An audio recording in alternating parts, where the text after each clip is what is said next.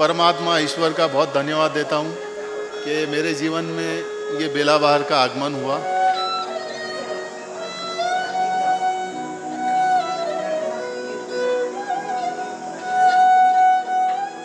ये टेक्निकली बड़ा एडवांस है, इसमें ज़्यादा स्कोप है, मतलब गायकी को निखारने।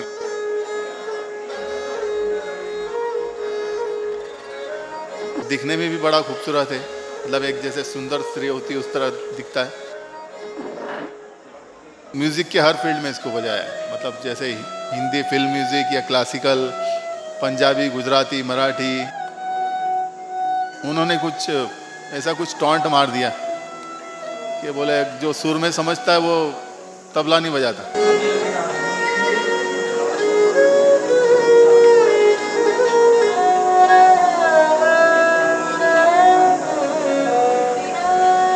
ਕਿਹੜੇ ਵੱਡੇ ਕਲਾਕਾਰਾਂ ਅੱਗੇ ਫਿਰ ਸਿਤਾਰਿਆਂ ਦੇ ਅੱਗੇ ਤੁਸੀਂ ਬੇਲਾ ਬਹਾਰ ਜਿਹੜਾ ਵਜਾਇਆ? अभी फिलहाल मैंने हिमेश रेशमिया जी के साथ काफ़ी काम किया। नीता अंबानी जी के साथ में जो पीरामल फैमिली है उनके लिए भी परफॉर्म किया।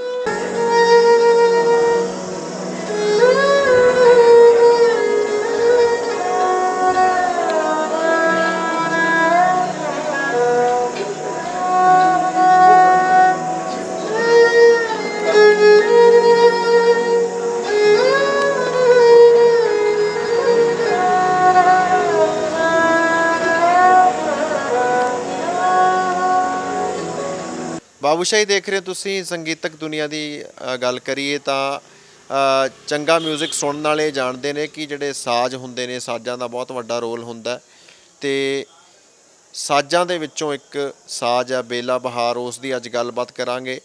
ਬੇਲਾ ਬਹਾਰ ਦਾ ਬਹੁਤਿਆਂ ਨੂੰ ਨਹੀਂ ਵੀ ਪਤਾ ਹੋਣਾ, ਦੱਸ ਦਈਏ ਕਿ ਇੱਕ ਫਿਊਜ਼ਨ ਹੈ ਇਹ ਸਾਰੰਗੀ ਤੇ ਵਾਇਲਨ ਦਾ। ਸੋ ਦੋਵਾਂ ਦਾ ਕੰਬੀਨੇਸ਼ਨ ਹੈ ਤੇ ਇਸ ਨੂੰ ਇਨਵੈਂਟ ਕਰਨ ਵਾਲੇ ਪੰਡਿਤ ਬਾਬੂ ਲਾਲ ਗੰਧਰਵੀ ਸੀਗੇ, ਜਿਨ੍ਹਾਂ ਨੇ 1980 ਦੇ ਵਿੱਚ ਇਨਵੈਂਟ ਕੀਤਾ ਤੇ ਉਸੇ ਵਿਰਾਸਤ ਨੂੰ ਉਹਨਾਂ ਦੇ ਜਿਹੜੇ ਬੇਟੇ ਨੇ ਨਵੀਨ ਗੰਧਰਵ ਜੀ, ਉਹ ਸੰਭਾਲੀ ਬੈਠੇ ਨੇ ਤੇ ਵੱਡੇ ਵੱਡੇ ਮੰਚਾਂ 'ਤੇ ਉਹ ਪਰਫਾਰਮ ਕਰਦੇ ਨੇ। ਬੇਲਾ ਬਹਾਰ ਇੰਸਟਰੂਮੈਂਟ ਦੇ ਨਾਲ ਉਹ ਲੋਕਾਂ ਦਾ ਜਿਹੜਾ ਦਿਲ ਆ ਜਿੱਤਦੇ ਨੇ। ਉਹਨਾਂ ਦੇ ਨਾਲ ਗੱਲਬਾਤ ਕਰ ਲੈਂਦੇ ਆ। ਨਵੀਨ ਜੀ, ਬਹੁਤ ਬਹੁਤ ਸਵਾਗਤ ਹੈ ਬਾਬੂਸ਼ਾਹੀ जी जी, सबसे पहले सत श्री अकाल, नमस्कार। ਅੱਛਾ, ਇਹ ਜਿਹੜਾ ਤੁਹਾਡਾ ਖਾਸ ਜਿਹੜਾ ਇਨਸਟਰੂਮੈਂਟ ਹੈ ਬੇਲਾ ਬਹਾਰ, ਇਸ ਦੇ ਬਾਰੇ ਦੱਸੋ ਜੀ। ਇਹ ਕੀ ਹੁੰਦਾ ਤੇ ਕਿਵੇਂ ਇਸ ਦੀ ਸ਼ੁਰੂਆਤ ਕੀਤੀ ਗਈ ਤੁਹਾਡੇ ਫਾਦਰ ਸਾਹਿਬ ਵੱਲੋਂ? सबसे पहले तो मैं परमात्मा ईश्वर का बहुत धन्यवाद देता हूँ कि मेरे जीवन में ये बेला बहार का आगमन हुआ, क्योंकि मैं ये समझता हूँ कि पूरे विश्व में इतनी बड़ी आबादी में इस इंस्ट्रूमेंट का जन्म हमारे घर में हुआ, हमारे घराने में हुआ। और मेरे पिताजी पंडित बाबूलाल गंधर्व जी ने इसका आविष्कार किया और इसके पीछे बहुत लंबी कहानी है। मेरे पिताजी ने अपने जवानी में 14-15 साल की होंगे वो, उस टाइम पर उन्होंने अपने पिताजी पंडित काशीराम जी से सारंगी और वोकल की शिक्षा ली थी और कुछ दिनों पश्चात उन्होंने फिर वो वायलिन की तरफ अट्रैक्ट हुए। वायलिन फिर वो थोड़ा सा रियाज भी करने लगे तो उनको ऐसा लगा कि ये टेक्निकली बड़ा एडवांस है, इसमें ज़्यादा स्कोप है, मतलब गायकी को निखारने का, और इंस्ट्रूमेंट की भी खूबसूरती उसमें आती है और दिखने में भी बड़ा खूबसूरत है, मतलब एक जैसे सुंदर स्त्री होती है उस तरह दिखता है। तो वायलिन के पे रियाज करने लगे वो और काफ़ी साल बजाया उसको। और कुछ सालों बाद उन्हें एक छोटी सी कमी महसूस होने लगी कि जो भारतीय साज़ों में जो तरबें होती है, जैसे सितार में होती है, सारंगी में होती है, ये तो इससे कोई भी सुर बजाते हैं ना तो वो ख़त्म नहीं होता, सुर आगे तक चलते रहता है। तो इसी से वो साज़ की मधुरता आती है और बहुत अच्छा रेजोनेंस आता है। तो सरस्वती माता की ऐसी कृपा हुई कि उनको एक ख्याल आया कि क्यों ना मैं वायलिन का और सारंगी का एक कॉम्बिनेशन करके मैं कुछ बना दूं। तो वायलिन पे उन्होंने काम करना शुरू किया और वायलिन में जो ये तरबे हैं, तार, वो ऐड किए। फिर क्या हुआ कि जो वायलिन काफ़ी कमज़ोर होता है, वो प्लाईवुड का बना होता है, तो वो तरबों की वजह से वो बैंड होने लगा। फिर उन्होंने ये जो सारंगी पे जो प्रिंसिपल होता है लकड़ी का और खाल का, वो इस पे अप्लाई किया। और इससे पहले उन्होंने 6-7 साल इसके पीछे सोचा कि ये बेला भार की आकृति कैसी होगी और ये किस डिज़ाइन से बनेगा। तो पेपर पे उन्होंने एक सारा वो बनाया और ये 1980 में फर्स्ट अटेम्प्ट में ये सक्सेस भी हो गया। और उन्होंने इसको म्यूज़िक के हर फील्ड में इसको बजाया है, मतलब जैसे ही हिंदी फिल्म म्यूज़िक या क्लासिकल, पंजाबी, गुजराती, मराठी, जो भी जितने भी लैंग्वेजेस में भी बजाया। और जो म्यूज़िक के अलग अलग फ्लेवर्स हैं, सूफ़ी है, फ्यूजन है, बॉलीवुड है, ये बजाया। और मेरी जो शुरुआत हुई थी वो तबले से हुई, क्योंकि पिताजी जब रियाज करते थे तो तबला पड़ा रहता था घर में, ताकि उनके कोई दोस्त आए और वो उनके साथ रियाज करे। तो मैं तो छोटा सा था, तो जैसे कोई छोटा बच्चा होता है उसका ध्यान ऐसे ही जाता, खेलते खेलते वो। तो कुछ ऐसी सरस्वती माता की मुझ पर भी कृपा हुई कि तबला में बजाने लग गया और धीरे धीरे पिताजी को ठेका भी लगाने लगा। फिर क्या हुआ कि कुछ ऐसे वाक़यात हो गए कि जो भी हमारे घर पे आते थे पिताजी के दोस्त, उनको थोड़ी सी नाखुशी होती थी कि आपके घर में इतना कोहिनूर जैसा पूरी दुनिया में आपके घर में एक इंस्ट्रूमेंट जन्मा है, और आपके जो दोनों बेटे हैं, एक बड़ा बेटा वो कीबोर्ड बजाता है, हालांकि कीबोर्ड बहुत अच्छा बजाते हूँ, और एक तबला बजाता है जाने में। तो ये चीज़ हम सुनते थे कि यार ये पिताजी को ऐसा बोलते हैं, हम लोग को बहुत बुरा लगता था, क्योंकि मैं तबला भी अच्छा बजाता था और मेरा फेवरेट इंस्ट्रूमेंट है। तो ये मुसलसल ऐसे चलता रहा और हम लोग सुनते ही रहते थे।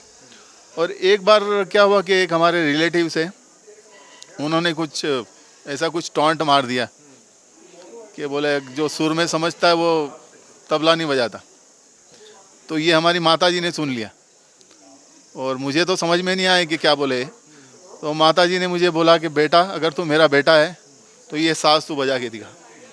और माता जी का बोलना हुआ कि मतलब मुझ में एक बिजली सी वो आ गई और फिर मैं इसमें टूट पड़ा, मतलब इसमें पूरा नाद होके एकदम।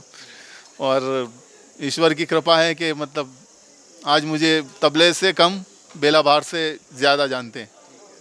ਅੱਛਾ, ਫਸਟ ਟਾਈਮ ਫਿਰ ਕਿੱਥੇ ਤੁਸੀਂ ਪਰਫਾਰਮ ਕੀਤਾ, ਉਹ ਕਿਹੜਾ ਮੰਚ ਸੀਗਾ ਤੇ ਉਹ ਕਿਵੇਂ ਦੀ ਫੀਲਿੰਗ ਸੀਗੀ? फर्स्ट टाइम मेरा ऐसे मंच पे हुआ जिसमें भारत के सभी दिग्गज कलाकारों ने परफॉर्म किया है, जैसे पंडित रविशंकर जी से लेकर उस्ताद जाकिर हुसैन, पंडित हरिप्रसाद चौरसिया, शिव कुमार शर्मा जी, उस्ताद शाहिद परवेज जी, उस्ताद रईस खान साहब, पंडित राम नारायण जी, पंडित ब्रिज नारायण जी। तो ये तो बहुत बड़े दिग्गज हैं, पर मुझे उसमें कल के कलाकार एक सम्मेलन होता है जिसमें यंग आर्टिस्ट को प्लेटफॉर्म दिया जाता है, तो उसमें मैंने बजाया। हालांकि मैं थोड़ा नर्वस था, पर थोड़ा सा जो ऑडियंस ने मुझे अच्छा रिस्पॉन्स दिया तो उससे मुझे थोड़ी हिम्मत मिली और ये बेला भार में आगे बढ़ने की प्रेरणा भी मिली। ਤੇ ਫਿਰ ਉਸ ਤੋਂ ਬਾਅਦ ਤੁਸੀਂ ਕਾਫੀ ਤੁਹਾਨੂੰ ਮੌਕਾ ਮਿਲਦਾ ਗਿਆ। ਫਿਲਮੀ ਸਿਤਾਰੇ ਬਹੁਤ ਸਾਰੇ ਨੇ ਜਿਨ੍ਹਾਂ ਦੇ ਅੱਗੇ ਤੁਸੀਂ ਪਰਫਾਰਮ ਕੀਤਾ, ਜਿਨ੍ਹਾਂ ਨੂੰ ਬੜਾ ਚੰਗਾ ਲੱਗਿਆ ਸੁਣ ਕੇ। ਵੈਸੇ ਤਾਂ ਕਈ ਹੋਣਗੇ, ਪਰ ਤੁਸੀਂ ਨਾਮ ਲੈਣਾ ਚਾਹੋਗੇ ਕਿਹੜੇ ਕਿਹੜੇ ਵੱਡੇ ਕਲਾਕਾਰਾਂ ਅੱਗੇ, ਫਿਰ ਸਿਤਾਰਿਆਂ ਦੇ ਅੱਗੇ ਤੁਸੀਂ बेला बहार जड़ा बजाया? एक चीज़ का मैं जिक्र करना चाहूँगा कि जब मैं तबला बजाता था तो मेरी यही ख्वाहिश थी कि मेरे पिताजी की जो कलाकृति है ये लोगों के सामने आए। तो मैंने इसके पीछे बहुत प्रयत्न किए, मतलब जो भी मुझे मिलता था मैं उनसे बात करता था, उनको सीढ़ियाँ बना बना के देता था। तो ये तो चलता रहता था। फिर बाद में एक ऐसा मुझे निर्णय लेना पड़ा कि अब मुझे ही बजाना पड़ेगा, क्योंकि लोग बोलते थे कि अगर इतना अच्छा इंस्ट्रूमेंट है तो आप तबला क्यों बजा रहे हैं, आपको ये इंस्ट्रूमेंट बजाना चाहिए। तो ये बात मुझे लगी और फिर मैंने इसको बजाना शुरू किया। और काफ़ी दिग्गज हस्तियों से मेरा रिलेशन रहा और वो लोग भी मुझे बहुत प्यार करते हैं, जैसे पंडित राम नारायण जी, पंडित ब्रिज नारायण जी, लता मंगेशकर जी, उस्ताद रईस खान साहब अभी नहीं है, वो सलामत रहे जाएँ। फिर उस्ताद गुलाम अली साहब, उस्ताद तारिक खान साहब और प्यारे लाल जी, फिर रूप कुमार राठौड़ साहब, कविता कृष्णमूर्ति जी, साधना सरगम जी, और मतलब ऐसे कई लोग हैं, अभी नाम लूँगा तो आधा घंटा बीत जाएगा। तो काफ़ी लोगों के अभी फ़िलहाल मैंने हिमेश रेशम जी के साथ काफ़ी काम किया। एक ਤੁਹਾਡੀਆਂ ਅਸੀਂ ਤਸਵੀਰਾਂ ਵੀ ਵੇਖੀਆਂ, ਨੀਤਾ ਅੰਬਾਨੀ ਹੋਵੇ, ਹੋਰ ਕਈ ਫਿਲਮੀ ਐਕਟਰਸਿਸ ਨੇ, ਉਹਨਾਂ ਦੇ ਅੱਗੇ ਵੀ ਤੁਸੀਂ ਪਰਫਾਰਮ ਕੀਤਾ ਹੈਗਾ। ਉਹ ਕੌਣ ਕੌਣ ਹੈ? जी जी, ये भी, इसका भी ऐसा ही है कि बहुत बहुत सारे नाम हैं, मैं कैसे गिनाऊँ।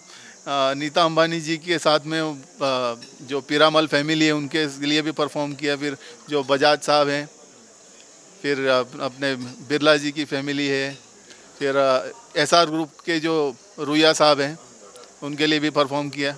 और काफ़ी कॉरपोरेट इवेंट्स हम करते रहते हैं, जैसे कोई एनिवर्सरी हो, क्योंकि मैं ये समझता हूँ कि संगीत एक ऐसी चीज़ है जो लोगों के जीवन में खुशियाँ फैलाता है।